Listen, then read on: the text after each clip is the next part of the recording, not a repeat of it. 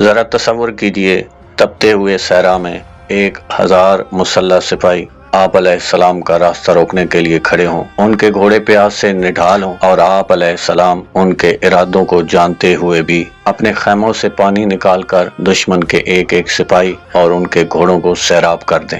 تاریخ انسانیت کا یہ اخلاقی اور فکری عروج صرف حضرت حسین ابن علی علیہ السلام کے حصے میں آیا۔ آخر عراق کی سرحد پر حضرت امام حسین علیہ السلام کا راستہ روکنے والا پہلا لشکر کس کا تھا؟ اور جب صحرا میں تلواریں آمنے سامنے آئیں تو نواز رسول صلی اللہ علیہ وآلہ وسلم نے ایسا کون سا تاریخی خطبہ دیا جس نے باطل کے نظریات کو ہلا کر رکھ دیا؟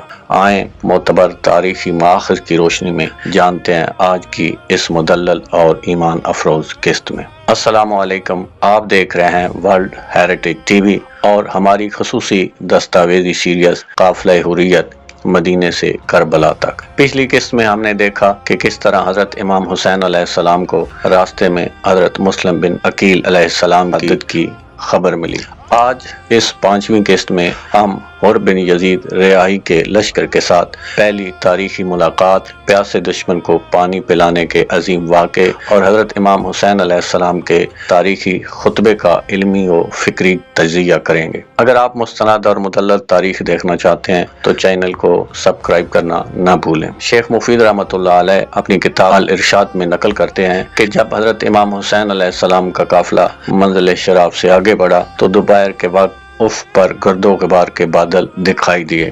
امام علیہ السلام کے ساتھیوں نے غور کیا تو معلوم ہوا کہ یہ گھوڑوں کے کان اور نیزوں کی چمک ہے۔ حضرت امام حسین علیہ السلام نے قافلے کو ایک محفوظ مقام ذو حسم کی طرف لے جانے کا حکم دیا۔ کچھ ہی دیر میں 1000 سپاہیوں پر مشتمل لشکر وہاں پہنچ گیا جس کی قیادت حر بن یزید ریاحی کر رہا تھا۔ شدید گرمی، تپتا ہوا صحرا اور پیاس سے نڈھال سپاہی۔ حضرت امام حسین علیہ السلام نے دشمن کی یہ حالت دیکھی تو اپنے اصحاب سے فرمایا، ان لوگوں کو بھی پانی پلاؤ اور ان کے گھوڑوں کو بھی سیراب کرو۔ امام علیہ السلام کے ساتھیوں نے دشمن کے ایک ایک سپاہی کو اپنے ہاتھوں سے پانی پلایا، یہاں تک کہ خود حضرت امام حسین علیہ السلام نے ایک پیاسے سپاہی کے گھوڑے کو اپنے دست مبارک سے پانی پلایا۔ یہ منظر صرف تاریخ نہیں بلکہ انسانیت کا اعلیٰ ترین درس تھا۔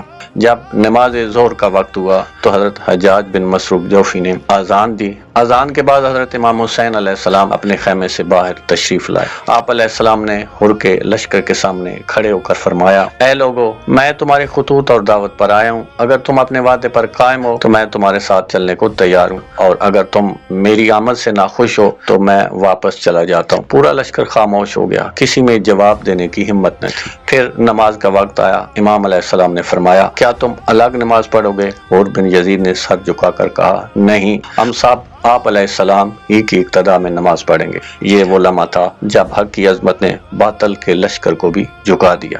ناظرین، حر کے لشکر کا حضرت امام حسین علیہ السلام کے پیچھے نماز پڑھنا اس بات کا ثبوت تھا کہ حق کی روشنی دلوں میں اتر چکی تھی، لیکن افسوس یہی لوگ سیاسی دباؤ اور خوف کے سبب حق کا ساتھ نہ دے سکے۔ نماز کے بعد حر نے حضرت امام حسین علیہ السلام سے کہا، مجھے حکم ہے کہ آپ علیہ السلام کو ابن زیاد کے پاس لے جاؤں۔ امام علیہ السلام نے راستہ بدلنے کی کوشش کی، مگر حر نے کہا، آپ علیہ السلام ایسا راستہ اختیار کریں جو نہ کوفہ جاتا ہو اور نہ مدینہ۔ یوں قافلہ ایک ایسے سفر پر چل پڑا جہاں ہر قدم پر آزمائش تھی اور ہر منزل موت کی خوشبو دے رہی تھی۔ پھر وہ دن آیا جب ابن زیاد کا ایک سخت حکم نامہ حر کے پاس پہنچا اور قافلہ ایک ایسی سرزمین پر روک دیا گیا جسے تاریخ ہمیشہ کربلا کے نام سے یاد رکھے گی۔ یہ سب ہم جانیں گے اگلی قسط میں۔ اگر آپ کو یہ مدلل اور دستاویزی کاوش پسند آئی ہو تو ویڈیو کو لائک کریں، کمنٹ سیکشن میں سلام بر حسین علیہ السلام لکھیں اور چینل کو سبسکرائب کرنا نہ بھولیں۔ اللہ حافظ۔